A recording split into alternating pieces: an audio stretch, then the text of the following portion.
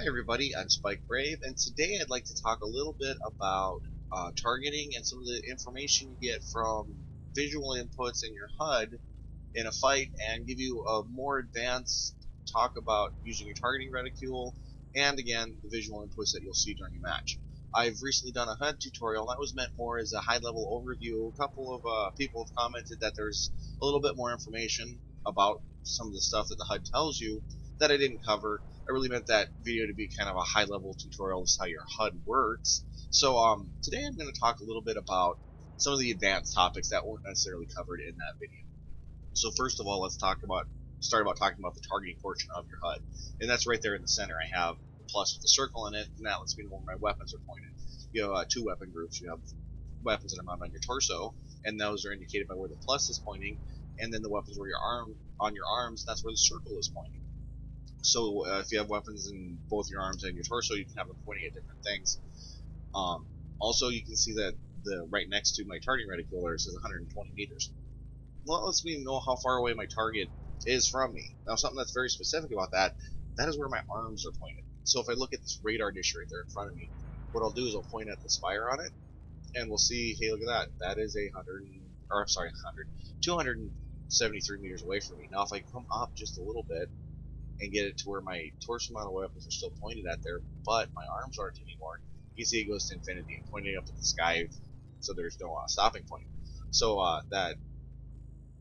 that number of meters that you're seeing how far your target away is where your arms are pointed and not your chest. So keep that in mind. That is important and can matter when you're firing your weapons. So I just wanted to point that out.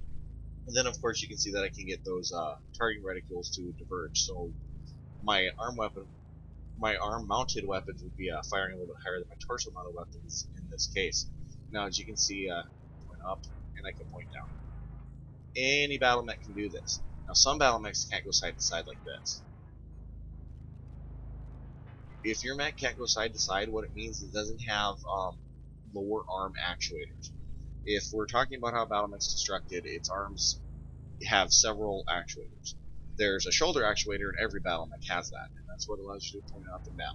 Now your lower arm actuators are, if we're talking about a BattleMech like it was a person, those would be your elbows, and those control the side to side movement in this game. So this BattleMech has elbows, so it can go side to side, and if I twist my torso as far as I can, you can see I can't go to the side any further, my arms continue to go almost all the way to the side of the screen where I can view.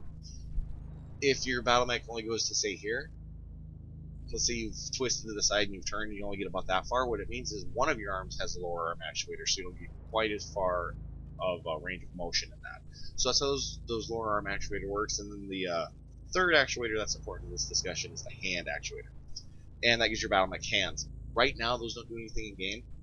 Well, I shouldn't say don't do anything. They don't give you any more range of motion. Sometimes on Clan OmniMechs, you have the option to equip hand actuators. They actually change the size of your arm, so you get a little bit more shielding and just a tiny bit more because they're not huge. But it does affect your BattleMechs model and its profile. So keep that in mind. That's how those work together.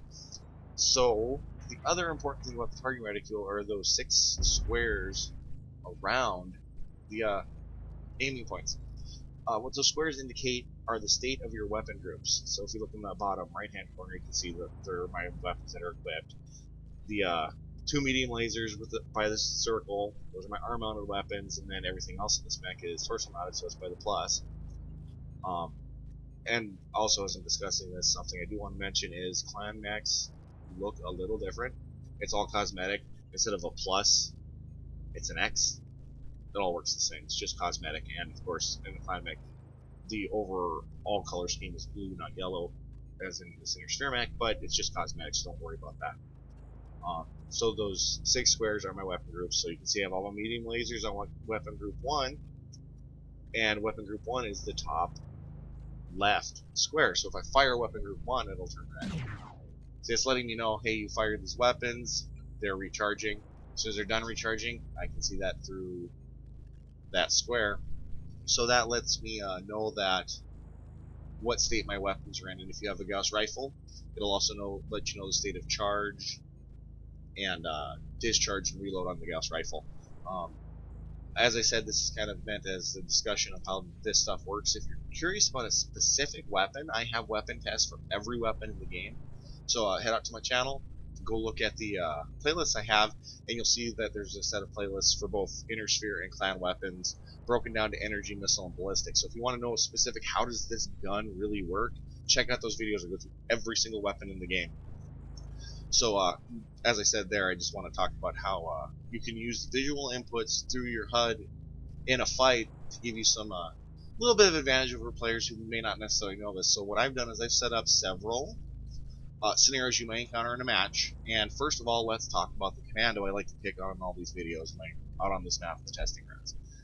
There's a Commando right over here, and what I've done is set up a scenario where I'm by myself and I have a Commando pestering me. This is very common in a match where if you're in an assault mech, you're by yourself, a light will harass you. Well, I don't know where he is. He's run away from me. What I can do is I know that I kind of tore him up.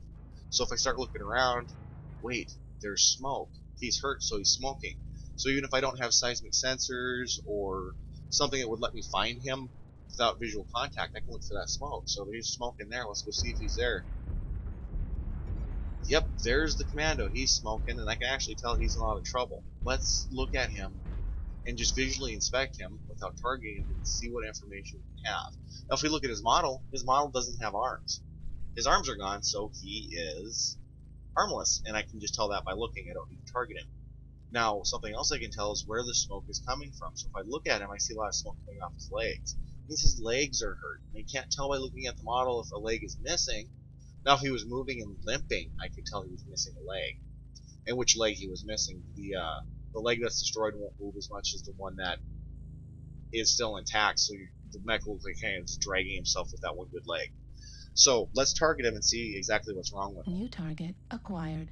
Okay, up in the top left, you can see I've got his armor diagram, and he's in a lot of trouble. He's still got his SRM2. His center torso armor is severely damaged, but so is his right leg. Now, what I'll see a lot in matches is people will go, oh, look, there's a light I can kill, and they'll try to core it in this situation. In this situation, that's not your best option. If we actually look at his leg, that's almost gone. So if I fire at that other leg, target destroyed. I'm guaranteed a kill, where had I shot him in the center torso, he may have survived that. So that's something to be aware of. Look for this smoke. And of course, mechs will still smoke right after they die. But if you're looking at that, if I was looking for him going, where's that Commando, is he still after me? That's a significant amount more smoke, so I know he's dead. And after a while, this will actually calm down a bit. There won't be this smoke on the battlefield. If you need to see through this smoke, let's say you want to fight that Cicada out there in the water, hit your H key to get thermal vision, and it actually cuts down that smoke. You can see through it a lot better. But you can still see the source of the smoke, so I can see that, oh, yep, his legs are still smoking, even though he's dead if he was still up. But we'll look at that with the Cicada now. Here's another common scenario I see with players. Let's go in on the Cicada. Let's say I'm fighting him. I can look at him. I can see, hey, look at that smoke. His legs are smoking. His legs are in pretty bad shape. Let's get a little bit closer and we'll talk about the smoke again. Alright, so you can see that doesn't really badly obscure anything, but if I target him acquired and hit the H key there, you can see it does cut down the amount of smoke I can see, but there's still a little bit of heat around those legs, so I can tell his legs are in bad shape. So keep that in mind. If you need to see through smoke, hit that H key. It'll give you a little bit better visibility. Now, here's something I see happen a lot, and when I do this, I actually get a lot of players who become frustrated with me, is I've encountered this Cicada, and people have been trying to kill him, and they've almost blown his legs off. It's a good way to deal with a fast mech. So, what I'll see a lot of people do is shoot him twice. One, take off each leg. If you have a weapon that has a duration, such as my medium lasers, you don't have to hold it on target the whole time on one spot. A lot of people do that. There's and rightfully so, a lot of people say don't paint with your lasers, don't spray them all over, and hit the entire mech, turn the whole mech yellow instead of punching through a hole. Well, that's also very good advice, but sometimes it does behoove you to move your lasers around. So what I'm going to do is I'm going to kill him with one shot of my lasers by moving him.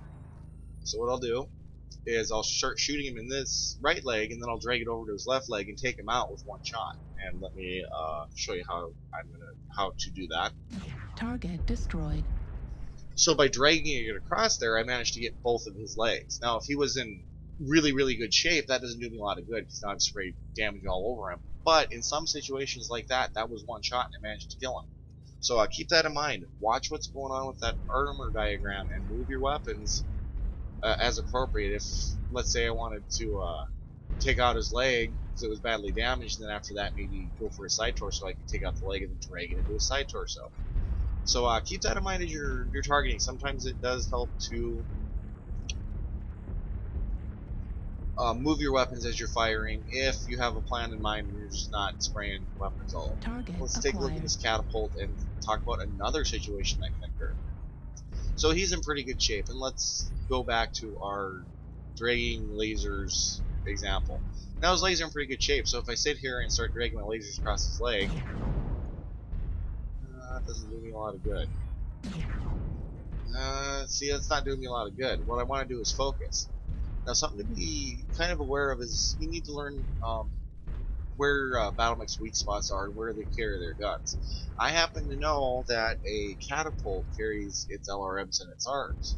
This particular catapult only has LRMs. So, and he's got that New target Atlas behind acquired. him that's going to come help him. What I can do is I can neuter him to make him ineffective in the fight. So, let's say I know that Atlas is coming to help him. What I can do here is this. And then we'll quickly come around the other side. There. Now I'm ready to engage that Atlas. New target acquired. And this catapult can no longer help him. He has no guns. You can see that as his weapons were destroyed in his arms, they turned red. He doesn't have any guns. I can come finish him off later if somebody else hasn't. But now I'm ready to engage this New Atlas. target acquired. See, a lot of people in this scenario would continue to engage this catapult for a guaranteed kill. Well, I've hit him, I've blown components off, I'll get points, I'll get a lot of points actually at the end of the game screen for component destructions and whatever. I don't need to get the kill to earn more points, and to me at least, it's more advantageous to actually do things that will affect winning the match. Killing him at this instant will not help me win the match. It will allow this Atlas to shoot at me, because he's got guns, I care more about him. Now let's talk a little bit about what happens to the targeting reticle when we shoot. Now if you notice when I shoot target acquired. this catapult, my reticle will flash red. That red flash lets you know that you're hitting your target and how long you're hitting your target. So if I start hitting him and drag my lasers off, it turns back yellow before the end of the discharge of the lasers. Not real noticeable when you're using medium lasers because they have a short duration, but if you're using something with a really long duration, like a clam large laser, and your target's at long range, you can actually get that reticule flashing as they're moving, trying to dodge you, and you're trying to keep your lasers on them. So keep that in mind. It's letting you know when you hit. And I brought this mag specifically to talk about something I see when people are providing support with long-range missiles. New target acquired. So if I target him and get my missile lock and I shoot, when my missiles get there, I get a red flash. I hit him. What I will see a ton in matches is this. I gotta position myself where I can still get a lock on him but not hit him. So this may be a little bit difficult for me by myself.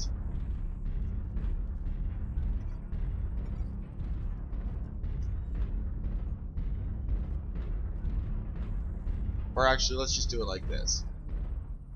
First of all, LRMs have a dead zone if they're in your sphere. So if I shoot him, I can see things hitting him, but I didn't flash. I didn't turn red. No damage. So keep that in mind. If you're shooting something and your reticule isn't flashing red, you're not hurting them. Stop what you're doing. You're wasting ammo. You're creating heat for no reason that may be useful later in a match. And a lot of times when I see this, and it's going to be really hard for me to do this on my own, is let's say I'm over here.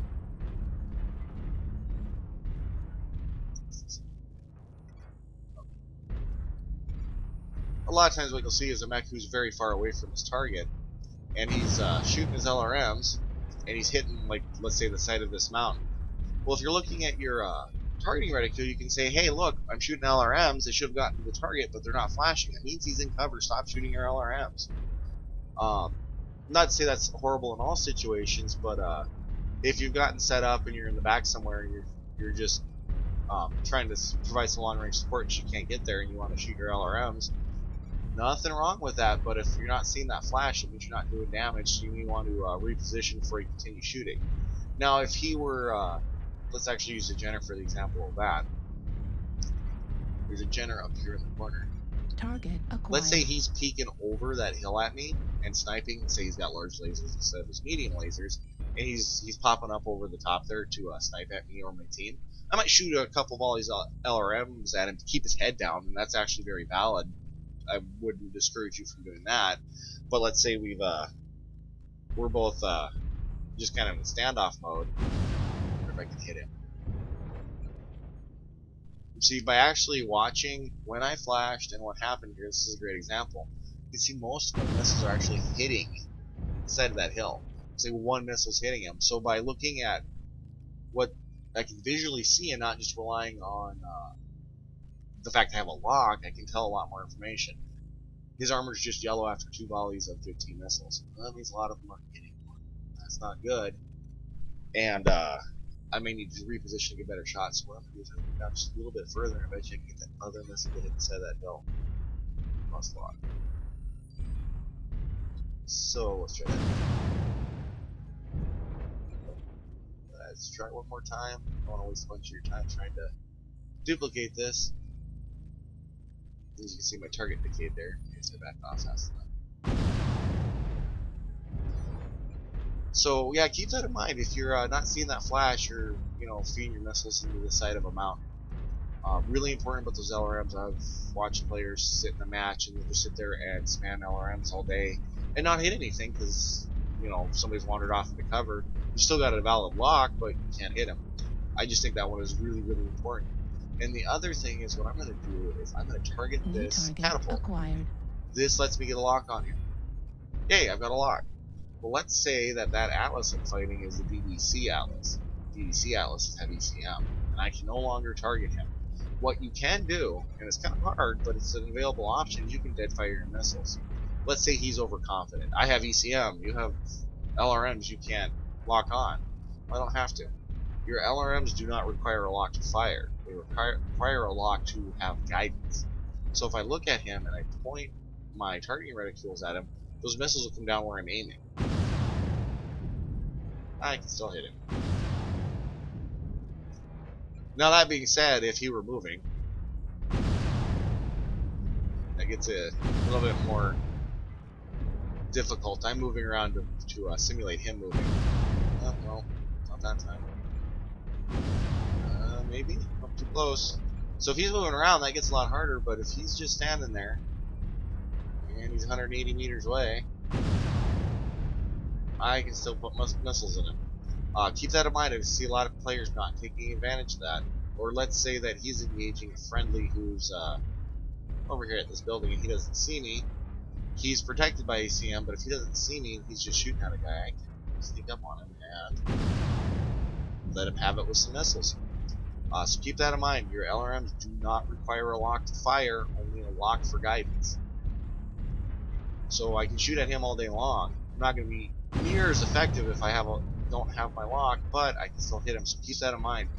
I've seen a lot of players express confusion in the best case and anger at the worst case when I've done that to them. I'll see an Atlas standing out there.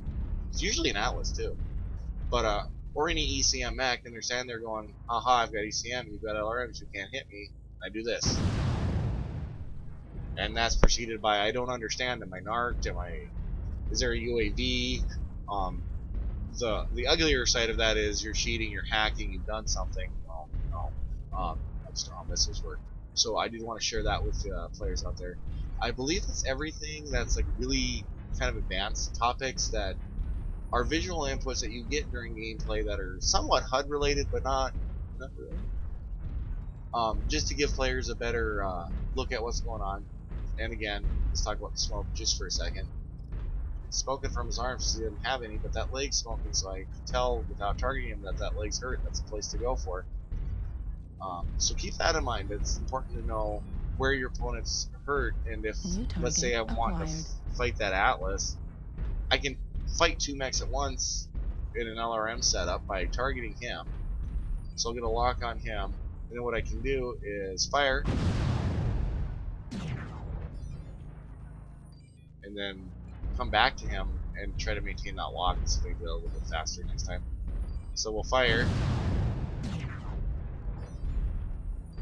So we'll keep that lock arm long enough. Continue to hit him and shoot him. They're a little far apart for that. But keep that in mind, you don't have to engage one person at a time. That's actually served me really well. I've had lights in my face when I'm running this particular mech I do with my Hellslinger with the LRMs. LRMs don't do a whole bunch of damage with 3-5s, but they do shoot quite fast, and a lot of times a light will engage me thinking I'm an LRM boat. I'm really not, I'm a laser boat. So I'll be fighting him off and shooting my LRMs at somebody across the street because I want to provide support, in this case, of dealing with him and then provide support, because Atlas is a threat to my team, and I do want to provide support against him as well. Now, as you can see, something else that's important is keep an eye on that target information next to about his weapons. He carries that AC-20 in the torso that's been stripped of armor. Apparently something I've shot at him has caused a critical hit, and I've knocked out that AC-20. So keep that in mind. Keep an eye on those weapons that are available to him, because it can behoove you to know what systems are out. In this case, I'd probably want to engage him a little bit closer, because that AC-20 is main guns out, and that does give me a little bit of an advantage in a close range fight, because my lasers are still good, so I could actually tear through that side torso. Take it off, and he's lost half his mech, and that's good for me, bad for him. Something to be aware of that I do want to let everybody know about is most clan mechs carry their weapons in their arms, or at least the majority of them. Several of them have only arm-mounted weapons. Right now, the ones that you're seeing a lot of are the Gargoyle and the Mistlings. All of their weapons are arm-mounted. If you blow off their arms, they have no guns. Keep that in mind. It may be more advantageous to you to strip the arms off of opposing BattleMechs to rob them of any guns. A guy who can't shoot back isn't a great threat on the battlefield, so keep that in mind. Watch where your opponents are damaged. Spend some time learning where things are located. If you want information about that, two really good places to go. First, in your in-game client, go out to the Mech Lab, select purchasable in the tab. They'll actually bring up a list in your Mech Lab of every mech in the game. You can click on them and hit Mech Details, and they will still show you all the information about that. If you'd like to see more, please check out my tutorial on buying and selling BattleMechs. I actually show an example of how to do that in there. And then the other place that you can go is smurfy.net. It's a great website, lets you build mechs, lets you look at mechs, and shows you where everything is inside of BattleMechs. So keep that in mind. Learn where those hard points are, and blow off sections of mechs that have lots of hard points in them, because they lose lots of their guns in most cases. I hope this video has helped you out. I hope it showed you some things that you can do that you may not have been aware of before. If you have a question, or you'd like to see a specific tutorial, please leave me a note in the comments below. I'd be more than happy to answer any questions, or provide another tutorial if necessary. Have great luck on the battlefield, and I hope to see you there. Thanks a lot.